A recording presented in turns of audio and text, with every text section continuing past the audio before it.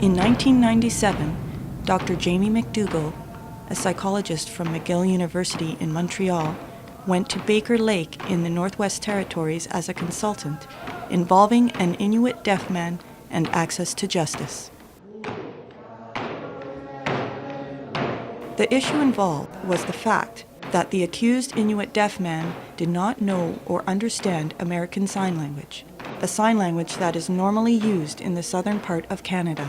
As a result, the court could not find a reliable way to communicate with the deaf man in context of the legal process. After many hours of consultation with the deaf man and numerous members of the Baker Lake community, Dr. McDougall established that the deaf man in fact did have a systematic form of sign language to communicate. In order to further study the nature of this newly discovered sign language, which Dr. McDougall termed Inuit Sign Language, Justice Canada supported a research study in 4 communities in the Northwest Territories. Deaf people were identified in Iqaluit, Rankin Inlet, Baker Lake, and Pangmirtung. It was established that deaf people who never went to the residential schools in the South to learn American Sign Language had developed their own Indigenous form of sign language, now called Inuit Sign Language. Some dialectical differences between communities were identified. However, the language was mutually intelligible between communities.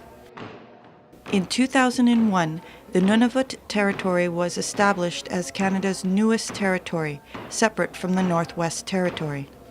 Shortly after that, the government of Nunavut, in particular the Department of Culture, Language, Elders and Youth, undertook a comprehensive language consultation with all the communities in Nunavut.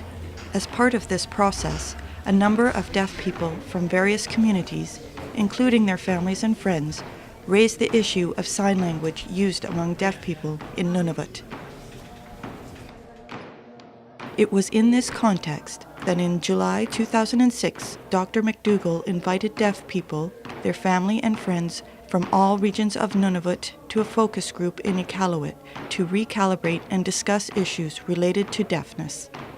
In addition, the recognition of Inuit Sign Language as an official language by the Nunavut government was discussed. Most people here I have visited in their own communities.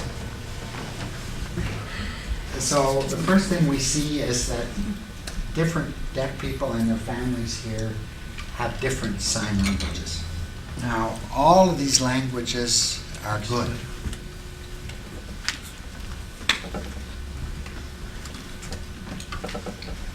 And we're here to learn each other's language, and we want to hear everybody's story. I started when I was 11 years old. I went to school in Edmonton there, and that would have been in 1961 till 68. And when I first got there, I was learning the basics, a lot of the stuff from the students, and it took me a while to learn, I guess about 3 months to learn the basics, the ABCs, like how to fingerspell and stuff like that. But after about 3 months, I really started picking up the language very, very quickly. So that was great for me. Actually, it was interesting because when I came back to my home community, my parents obviously were speaking Inuit, and I didn't understand them, and even just trying to figure out some of their lip reading was very difficult. So as a result of that, we actually, right at that time, started creating home signs or signs that were based on Inuit. My suggestion, what I see is that you have at least 2 sign languages here. One is ASL because so many people went south, and then people from the south came up here and taught ASL. So that language has to be protected. That's your sign language, right? So if you go to the hospital or school, you need to have interpreter there trained in your language. Whatever language you're speaking, if it's ASL, that's it, right? So over there, they mainly have a different language, which I started calling Inuit Sign Language. To me, those are the people that did not go down south. It's the same as hearing people maybe who never went south to residential school, never learned English, they only speak Inuktitut, right? Same thing. And so we need to protect those people too, I think. They need to have the same service. So My suggestion, but it's up to you people to decide, is if they get a language act that we make sure everything is protected. So all deaf people, no matter which language they're using, everybody is good. So This historic meeting of deaf people and their families and friends was very successful. It resulted in a number of concrete recommendations for future development of sign language as well as other general matters related to the welfare of deaf people in Nunavut. One of the main recommendations was the need to document the Inuit Sign Language and the American Sign Language and their use in the Nunavut territory. In addition, there was a pressing need to begin the documentation of the oral history of deafness in Nunavut. Canada Goose. As a result of these recommendations, Dr. McDougall, with the support of the Nunavut government and the Department of Culture, Language, Elders and Youth, led a number of studies directed to the documentation of Inuit Sign Language and the oral history of deafness in Nunavut. In 2008, the Inuit Language Protection Act and the Official Languages Act were passed in Nunavut and by the Canadian federal government. Inuit languages are now considered official languages, and in a parallel process, the government recognized Inuit Sign Language as a language of education and a language that was normally used in Nunavut.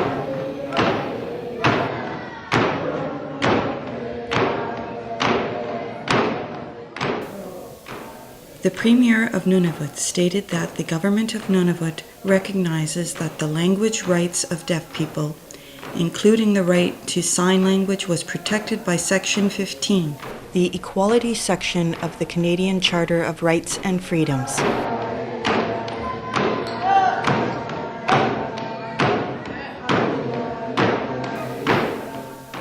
In order to affirm the recognition of Inuit Sign Language by the government of Nunavut, the proceedings of the Legislative Assembly were interpreted for the first time in both ISL, Inuit Sign Language, and ASL, American Sign Language. Many deaf Inuit with their family and friends were in attendance in the gallery of the legislature to applaud this historic event. Meanwhile, in the time period of 2007 to the present, the Inuit Sign Language documentation project continued under the leadership of Dr. McDougall.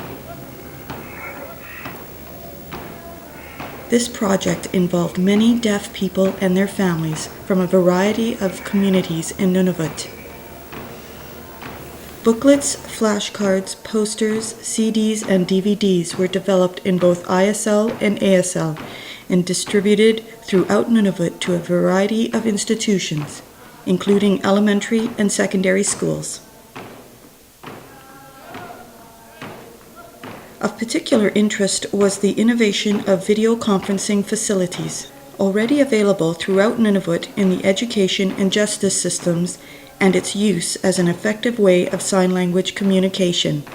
Demonstrations based at the Iqaluit Hospital and the Iqaluit Courthouse established that effective sign language communication could be held between Iqaluit and Baker Lake and Iqaluit and Rankin Inlet. This form of video communication holds great potential not only for the linking up of deaf people in the territory, but also as a means for providing remote video sign language interpretation, in particular in the education, justice, and healthcare systems. It is important to note that education, justice, and healthcare systems all have legal requirements for the provision of sign language interpretation, where necessary, for both deaf children and adults. For example, the Eldridge Supreme Court decision, taken in 1997, mandates sign language interpretation for deaf people as a free service under the Canadian Health Act for all deaf people who require it. Similarly, the Charter of Rights and Freedoms mandates sign language interpretation where required throughout the legal process. The challenge of the future is to capitalize on the documentation and other related work that has been accomplished to further improve the general welfare of deaf people in Canada's newest territory. Dr. McDougall has observed that the Inuit Sign Language has a long and fascinating history which can reveal much about language itself. As well, the history of the integration and acceptance of deaf people in the traditional Inuit society has much to teach us about the full inclusion of deaf people in all aspects of community life.